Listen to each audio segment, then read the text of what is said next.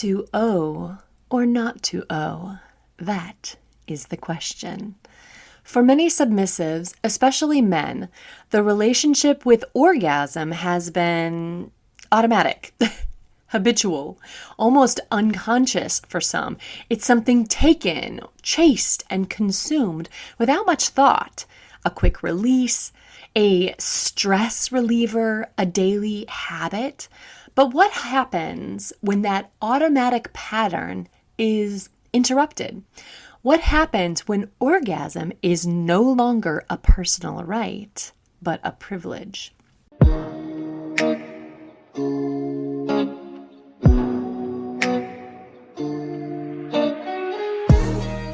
Hello, my pets, and welcome into The Dungeon, the podcast for submissives to learn, grow, be entertained, and to ultimately find empowerment in their lifestyle. I'm your host, Kat Nash, the Music City Dominatrix, and today's episode is delving deep into orgasm control. My faithful listeners know that I prefer to keep my submissives orgasm-free, and I'll touch briefly on the benefits of that. But today's episode is also delving into alternative methods of orgasm control that are both fun and can be such a beautiful mindfuck. So first off, orgasm control is exactly what it sounds like. When a dominant has control over if, when, how often, and in what manner a submissive may orgasm. As mentioned before, I prefer to keep my submissives in a pretty permanent state of abstinence. This is called orgasm denial. Orgasm denial is often misunderstood as deprivation, as something harsh, restrictive, even cruel. But in truth, when done intentionally, it is expansive. When a man abstains from orgasm, especially over time, something really fascinating begins to happen physiologically. Testosterone levels can temporarily rise. Energy becomes more pronounced. Focus sharpens. There's a certain edge and alertness that begins to emerge. But more importantly, psychologically, the mind has nowhere to discharge that energy. So it builds and builds and builds.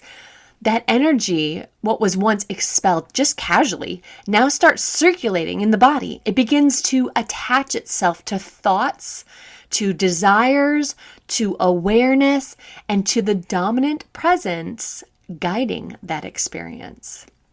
A denied submissive often becomes more attentive, more obedient, more emotionally engaged. And that's a big one. In my experience, they're more nuanced and considerate in their service and attentiveness. They're just better submissives and men in general. I'm sure my Domina listeners out there understand the orgasm effect. What I call the orgasm effect. So a man is attentive, he's sweet and wonderful, and the second he fucking orgasms, he's almost a different person. If you've never paid attention to that effect before, I bet you will now. And once you notice it, you can't unnotice it. And not all guys just become dickheads after coming. That's not what I'm saying. My last lover was an amazing person all the time. But after orgasm, he would become lazy, is the best way to describe it. Kind of a lazy submissive. When in a period of denial, their internal state is heightened. They feel more, they crave more, they notice more.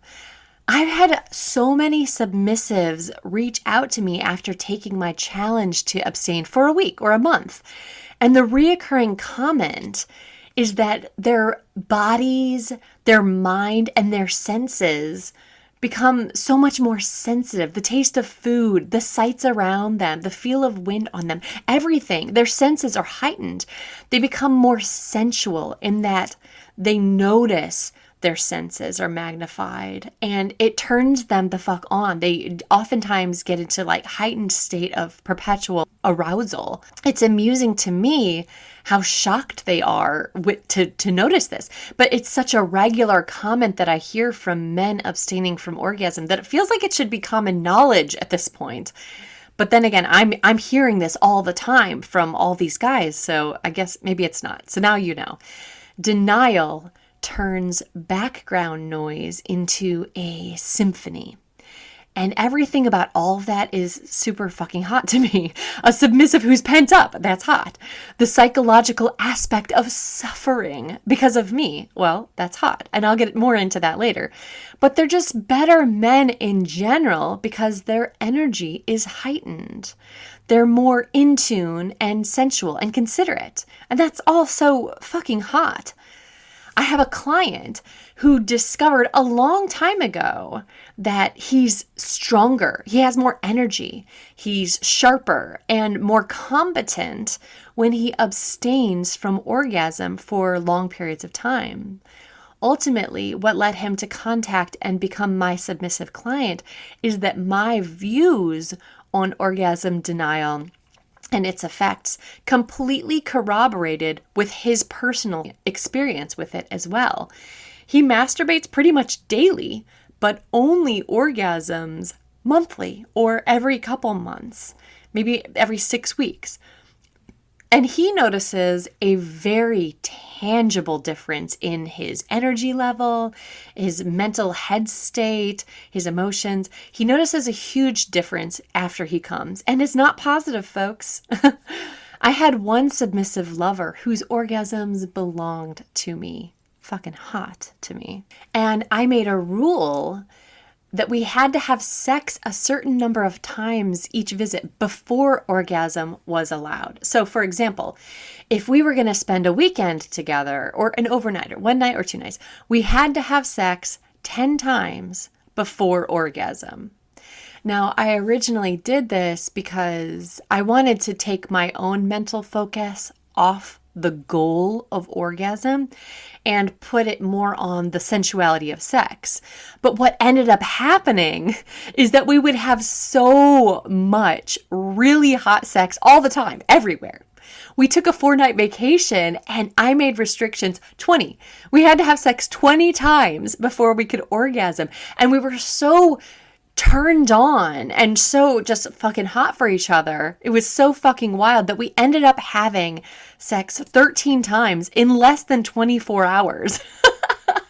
And so this is a great idea for couples out there. I highly recommend it. It's going to be so good for your sex life. It's so hot, and it makes it so that you're just kind of always turned on and wanting each other because you're both kind of pent up. So it helps to abstain from orgasm for both of you. Though I do think it's a little different for women. Like once we orgasm, we want more orgasms. We want more sensuality. And I feel like for men, once they orgasm, they're like, oh, okay, we did it. Job well done, you know? But I feel like it's different for women. But I'm still hypothesizing and theorizing and experimenting with this one. Anyway, after orgasm denial, there is edging. Not like after, but the next topic I'm talking about. Edging means getting close to orgasm, but stopping. Then perhaps building up again and stopping. This is actually a really fun thing to play with after a period of orgasm denial. Actually, it's really just fun to play with, period. Talk about a way to get a boy in a tizzy. Imagine with me here for a second. Imagine that I am the big spoon and we're cuddling. You're in my arms. And then I slide one hand up and place it around your neck like a collar claiming my sub. Or perhaps I place my hand over your mouth. Your legs wrapped and trapped tightly within mine, pinned down. And then my other hand slowly moves forward till I'm stroking you till your body is on the ledge, about to fall over the cliff of orgasm. And then I just stop touching you. I relax. I let go. I clench my legs that were wrapped like a spider around you. Perhaps I just give some small nibbles to your neck and whisper, "What a good fucking sub you are to let me play with your body." Just enough for your heart rate to stop racing and your body to stop throbbing so fucking hard. Before I slide my hand back down and clamp my body around yours again tightly, again and again, getting close, then denying, till you're sweating and crying, begging for release. Yum. Edging is great as its own kink, but also there's a great psychological tool, but it's also a great psychological tool for mind fuckery. The sub is constantly wondering if they will ever be allowed to come. And I mean, you know my answer to that one. But if you're a domina whose sub is also her lover, edging is an amazing way to have more control over the orgasm for when you are having sex. Many guys have never taken the time to learn to control their orgasms. If you're fucking and they're about to come, then they're about to come, whether you're ready or not, which is ridiculous. Guys, if you are about to orgasm, you should state how close you are. I'm about to come. See if she is ready for you to come. And maybe she is ready, even if she's not also about to come. But if she's not ready, you calm your tits and chill the fuck out, dude. You find ways to hold off. Whether that means you take your dick out of her for a while and use your fingers, tongue, or a toy on her while you cool off a little.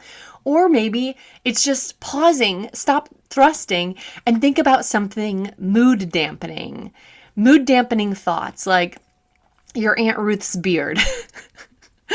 Side note, for those of my listeners out there who happen to get turned on by a woman with a beard, bless you. Just think of something else, sweetie pies. But either way, edging is a way to practice controlling orgasm rather than consistently just barreling right on through to the end, Practice makes perfect. And for those of you who do enjoy coupled sex, it's one of the hottest things to have a partner who has the ability to orgasm right when you do or right when you tell them to. It's like magic, truly. It's the best sex. Another form of orgasm control is the ruined orgasm. This is when someone is super close to climax, falling over the edge, only to have it ruined. Any of you out there who got caught as a teen masturbating or having sex while your parents walking in on you, you're familiar with this one. It's pretty fucking horrible. The dreaded ruined orgasm. And I feel like this happens to women all the fucking time. We could be having sex and just starting to orgasm when the guy decides to suddenly switch things up with the position. And then, everything's all fucked up and ruined. And now she's pissed. And by she, I mean me, because that shit really pisses me off. Do you know how hard I have to work mentally and physically to get to the point of orgasm just to have it fucking ruined by some idiot changing positions? On the other hand, men's ruined orgasms bring me great joy. There's really no physiological benefit to this one that I can see other than exerting your dominance, control, and bitchiness over some poor sub. Again, great fun. It's a little harder to ruin a man's orgasm than a woman's, in my opinion, but some ideas are, merely slowing the pace right as he starts to orgasm. If you're stroking it, or, bouncing, whatever, just slow it down to a snail's pace. That alone sometimes can be enough to ruin an orgasm. Or perhaps, just slapping the hell out of his cock and balls right as he starts to come. Okay, I feel like this is a good point to give a disclaimer. I may or may not have just started my period and am in a bit of a mood. It's not noticeable, is it? Oh, shit. On the other Opposite end of the orgasm control spectrum is the forced O. As oxymoronic as it sounds, this one can actually be quite torturous. I want to say especially for women, but I haven't had enough experience with both to state my opinion for sure. I may need to test this theory. Are forced orgasms rougher on women or men? Any takers out there for this experiment? I mean, it's for science, people. Come on. Anyway, forced orgasm is exactly what it sounds like. Making someone come, preferably over and over again. I have considered forcing that one client who self-controls his orgasm and abstained. Yeah, I've considered forcing him to orgasm. But I don't give my clients sexual pleasure like that, predominantly for legal reasons. But I've certainly fantasized about it for that one. Like, oh, you don't orgasm ever? Let's just see about that, buddy. Making someone orgasm over and over has a similar effect to tickling, in my opinion. Your body just can't stand it. It's overwhelming. Your subconscious mind just wants to get away from the overwhelming sensations. Forced orgasms would be a great idea for someone who broke their vow of chastity. Like, oh, you couldn't control yourself? Well, let's just take that control right out of your hands then. Making them orgasm over and over again till they're just a puddle of tears and cum. Hot! That's good Sunday fun right there, folks. So orgasm control could be used for punishment, punishment, to deepen your dynamic through devotion. Also, it could be used as a conditioning mechanism. If a submissive's orgasm is up to the femdom, then she could deny orgasm except for only in the conditions of which she wants them to come. For example, if you only want them to come from your touch, or perhaps the sub can only orgasm when looking at a picture of the femdom, or at pictures of dudes. If it's forced, bi or forced sissification, whatever you want to train them with, it could be the femdom wears a certain perfume the times that the submissive is allowed to orgasm. Either way, what's happening is you're building neural pathways to pleasure based upon whatever it is the femdom wants. Now, I've heard people give warnings about orgasm control, that it could be dangerous because you could be literally altering someone's brain. And yeah, it's true, you are. But most men have unintentionally built their pleasure neural pathways directly to pornography. Train. If they use porn all the time, their brain is trained. Their brain is trained for porn. Most guys are already fucked up when it comes to their pleasure neural pathway. So you'd have to try really fucking hard to make it worse. But you absolutely can change those pathways to be more beneficial to both the femdom and the submissive.